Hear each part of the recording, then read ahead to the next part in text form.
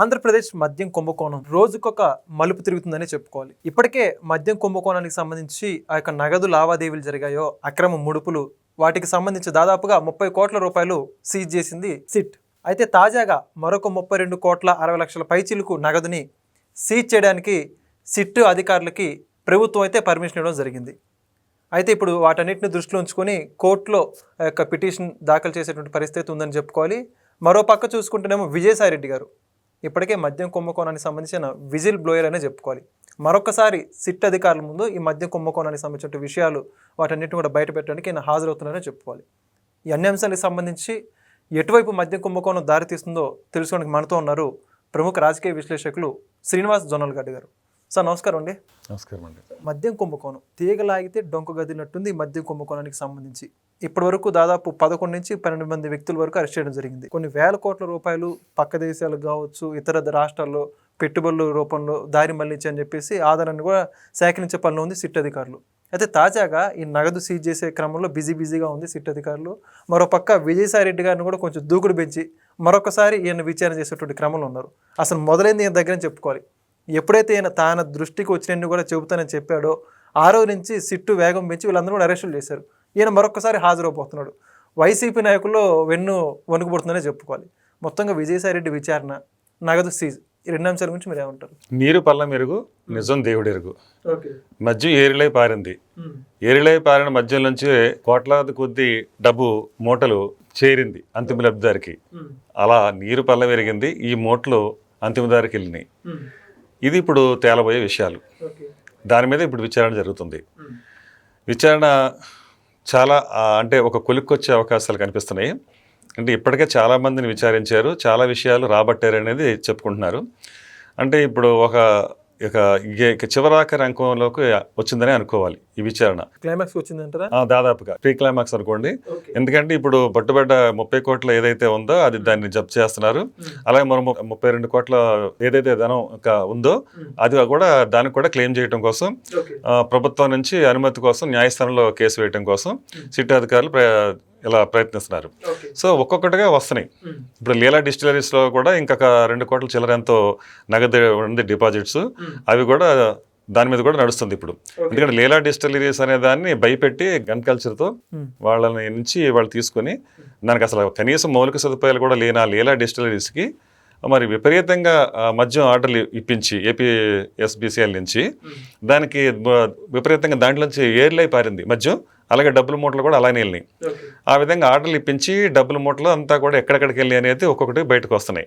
ఒక్కటని కాదండి, ఉత్తరప్రదేశ్, హర్యానా ఎక్కడెక్కడ ఎన్నెన్ని కంపెనీలు పెట్టారు వీళ్ళు, ఎన్నెన్ని కంపెనీలకి వీళ్ళు మళ్లించారు కోట్ల కొద్ది ధన అనేది బయటకు వస్తున్నాయి. అంటే సూట్ కేసు కంపెనీ అంటారు గతంలో మాదిరి అంతే జరుగుతుంది. ఇవన్నీ కూడా ఇప్పుడు తీగలైతే డంకంతా కదులుతున్నట్టుగా ప్రతి విషయం కూడా ఒక్కొక్కటి వెలుగులోకి వస్తున్నాయి. ఇంకా చాలా విషయాలు వెలుగులో రాబోతున్నాయి. ఇప్పుడు రాజకేశ్ రెడ్డి అనేవాడే తప్ప నాకు అసలు ఇద్దరు ఏ విషయం సంబంధం లేదు, తూచి నాకేం తెలియదు అంటున్నాడు విజయసాయిరెడ్డి. ఆ రోజే చెప్పారు. అయితే ఇంకో సందర్భంలోనేమో సిట్కి అధికారులు పిలిచినప్పుడు విచారణకి వెళ్ళి గత ఏప్రిల్లో అనుకుంటాను, అక్కడ సగం బట్టలు ఇప్పాను, మిగతా సగం బట్టలు మళ్ళీ ఇంకోసారి సందర్భం వచ్చినప్పుడు ఇస్తానంటగా మాట్లాడారు. అంటే ఆయనకి ఏం తెలియదంటేనే చాలా విషయాలు చెప్తున్నట్టుగానే ఉంది ఇక్కడ. ఇప్పుడు ఇంకా తెలియదు అంటానికి ఆయన ఏదో ఒక మాట వరుస కన్నా మాటలా ఉంది తప్ప మొత్తం తెలుసు ఆయనకి. ఎందుకంటే అసలు ఈ మద్యం కొత్త విధానం అనేది ఏదైతే ఉందో అది విజయసాయిరెడ్డి ఇంట్లో జరిగిందని అందరికీ తెలిసిన విషయం. అది ఆయన స్వయంగా ఆయన ఇంట్లోనే ఆయన కూడా ఒప్పుకున్న విషయం. అది అక్కడ ఏదైతే ఇప్పుడు కొత్త మద్యం విధానం తీసుకురావాలనేది రూపకల్పన, వ్యూహరచన అంతా అక్కడే జరిగింది. దాని నుంచే ఇప్పుడు అందువల్ల ఏంటంటే చాలా విషయాలు విజయసాయిరెడ్డి గారికి తెలుసు. ఎందుకంటే ఆయన జగన్మోహన్ రెడ్డితో కలిసి ఆయన ఏటుగా ఉన్నాడు చాలా కేసుల్లో. అలాగే గత వైసీపీ ప్రభుత్వంలో జగన్మోహన్ రెడ్డికి చాలా కాలంగా ఆయన నెంబర్ 2గానే వైసీపీలో చాలామంది అయ్యారు. అలాగే అతనికి సూట్ కేసు కంపెనీలు ఇంతకుముందు లావాదేవీలన్నింటిలో కూడా ఆ కుటుంబ సన్నిహితుడిగా కూడా విజయసాయిరెడ్డి గారికి చాలా విషయాలే తెలుసు. అందువల్ల ఏంటంటే అసలైన విషయాలు ఇప్పుడు అతని నుంచే బయటకు రాబట్టడం కోసం సిట్ ప్రయత్నిస్తుంది. ఈరోజు విచారణ జరగబోయే సందర్భంలో ఇంకా చాలా విషయాలు మరి గుప్పెడు తెలిస్తే గుట్టు బయటపడద్దు అన్నట్టుగా ఇప్పుడు అతని గుండెల్లో ఏముందో గుట్టు ఏముందో అతని విషయాలు అవన్నీ కూడా బయటికి రాబోయే సందర్భం అయితే ఇప్పుడు మనకి ఎదురు కనిపిస్తూ ఉంది. నాకు ఇంతవరకు ఇప్పుడు అందరూ అనుకునే దాని ప్రకారం ఇప్పుడు ఆ విజయసాయిరెడ్డి వంతు వచ్చింది కనుక అతను చెప్పబోయే విషయాలు చాలా కీలకంగా కాబోతున్నాయి.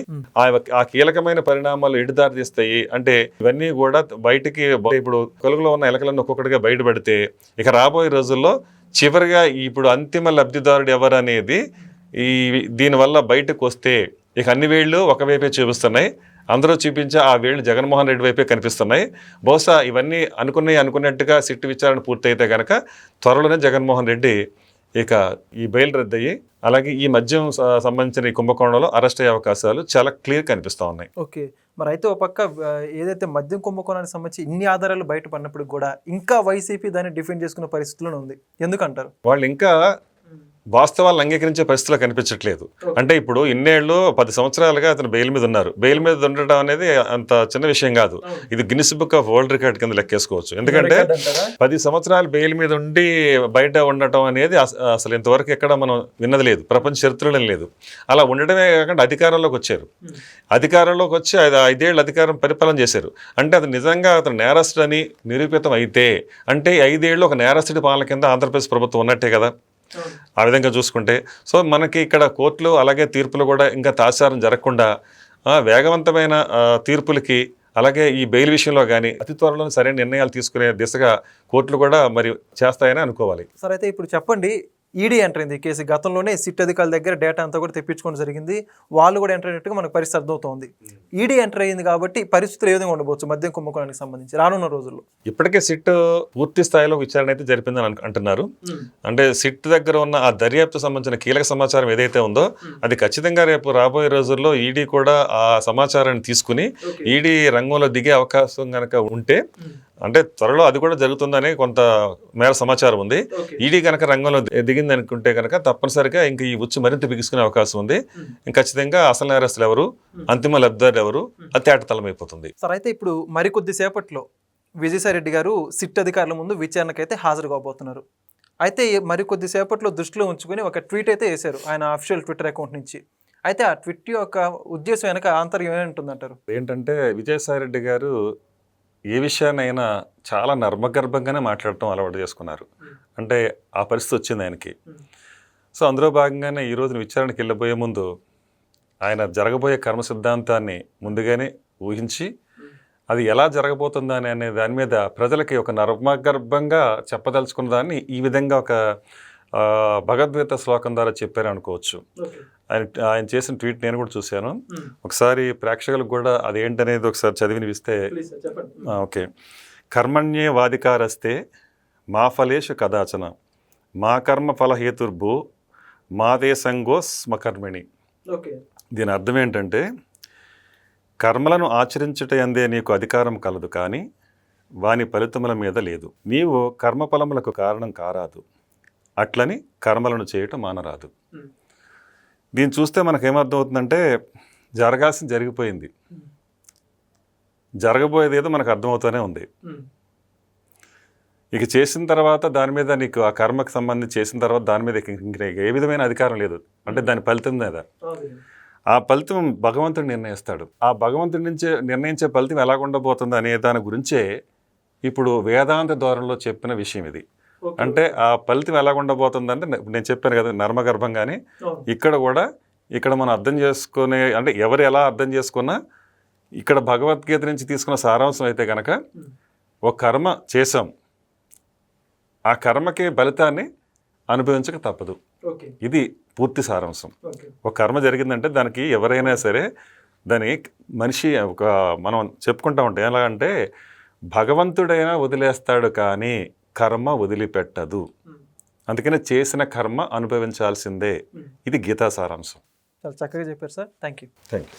Please subscribe to Leo news for more videos.